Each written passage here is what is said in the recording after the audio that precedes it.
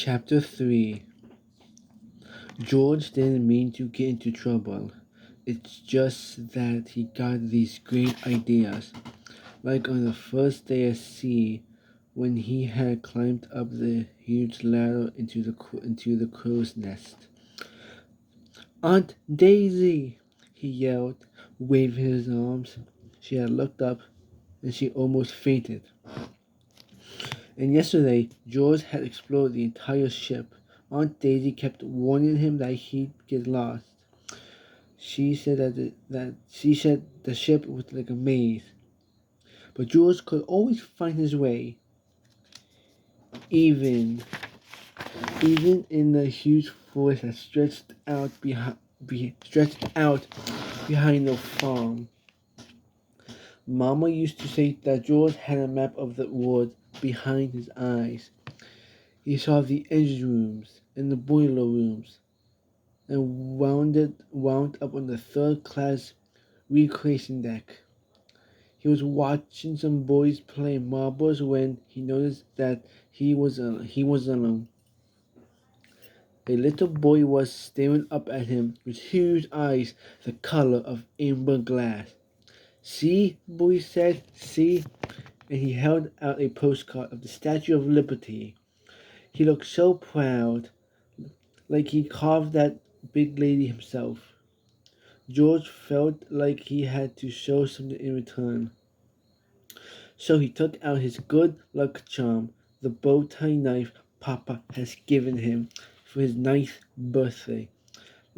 He let the little boy run his fingers across the handle, which was carved from an elk's antler. "Enzo," the little boy said, puffing out his chest and pointing to himself.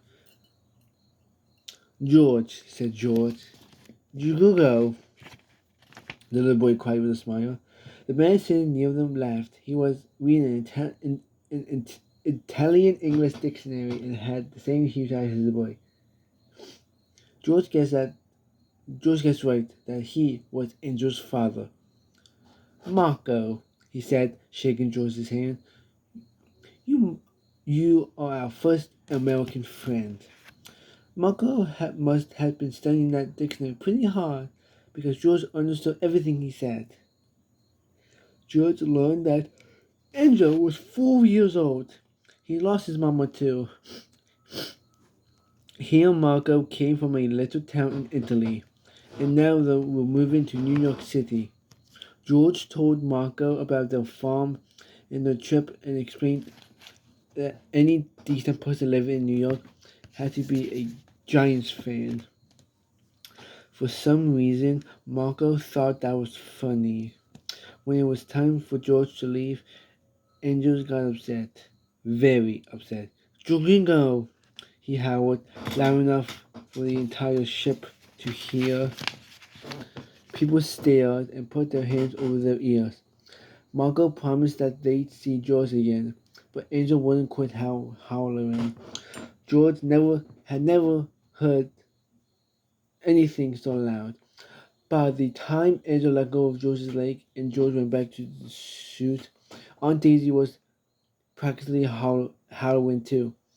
"I thought you fell overboard," she cried.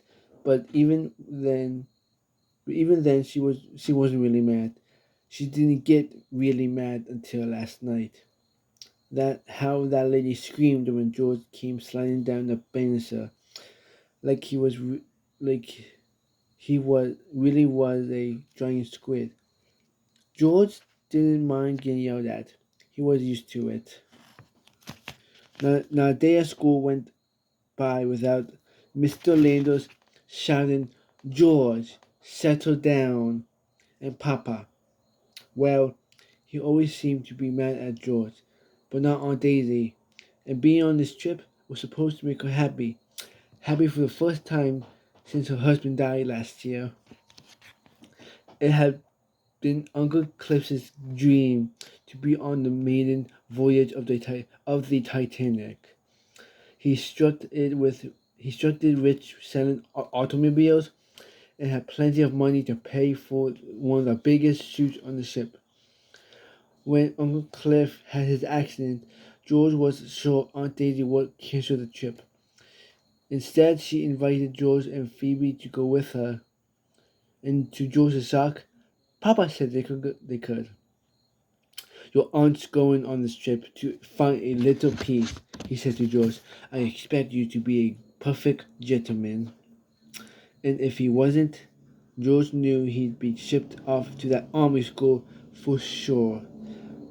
Papa had been talking about that place ever since George had brought the 2-foot rat snake to school to show Mr. Landers because they were studying reptiles. George had been perfect the whole time in England. He let Aunt Daisy drag him to a fancy clothes store for a new pair of boots. He even learned to drink tea without spitting it back into the cup. But well, the Titanic. The ship gave him so many great ideas, but now he'd really be perfect. No more idea, no more ideas for the rest of the voyage. Chapter 4. Phoebe wasn't taking any chances with George. I'm not letting you out of my sight, she announced after they finished breakfast. I'm your guardian angel.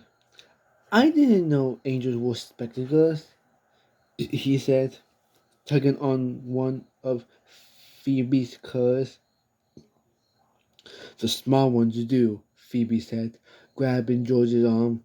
She offered him a lemon drop from the little silver tin she'd been carrying around since London.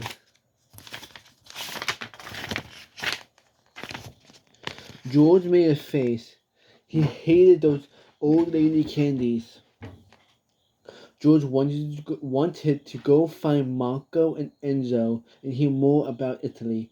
He wanted to ride the elevators up and down.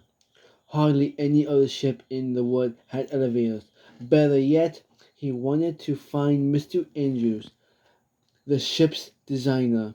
When Mr. Andrews had stopped by the table at dinner the first night, George thought he was just another boring millionaire coming over to kiss Aunt Daisy's hand. But Mr. Andrews was different. You built the Titanic? Said George. Mr. Andrews smiled. Not by myself. It took thousands of men to build her. But I did design her. That's true.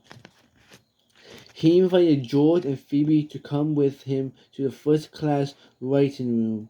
He unrolled the ship's blueprints across a long, polished table. It was like looking at a skeleton of a giant beast. She's the biggest moving object ever built, Mr. Andrews explained. 11 stories tall, 45,000 tons of steel, and longer than 4 city blocks. Our aunt says nothing bad can happen to this ship. Our aunt says nothing bad can happen to this ship, Phoebe said. People say it's unsinkable. No ship is safer, Mr. Andrews said. That is certainly true. What if the Titanic was hit by a meteor? Said Phoebe. Those latest obsessions was outer space. She was determined to see a shooting star before they docked in New York. Mr. Andrews didn't laugh or roll his eyes like Mr. Landers did when Phoebe asked her questions. I hadn't planned on any meteors hitting the ship, Mr. Andrews said thoughtfully, but I'd like to think that she could take almost anything and stay afloat. Phoebe seemed satisfied. Are there any secret passages? Said George. Mr. Andrews studied his blueprints and then pointed to the boiler rooms. There are escape ladders, he said. They run up the starboard side of the ship, up 2 decks, through the stoker quarters, and into their dining hall. I hear the crew likes using them instead of the stairs. George could have stayed there all night. He asked a million questions, and Mr. Andrews answered every single one. I was like you when I was a boy, Mr. Andrews said, just before Aunt Daisy came to haul George off to bed. One day I'll predict you'll build a ship of your own. George knew that would never happen. He could barely get through a day at school, but he liked that Mr. Andrews said it, and he sure wanted to find those secret ladders. But Phoebe had different ideas. First, she dragged George to the first class library so she could check out a book on Halley's Comet. Then she took him on a walk to the boat's deck. He felt like a dog.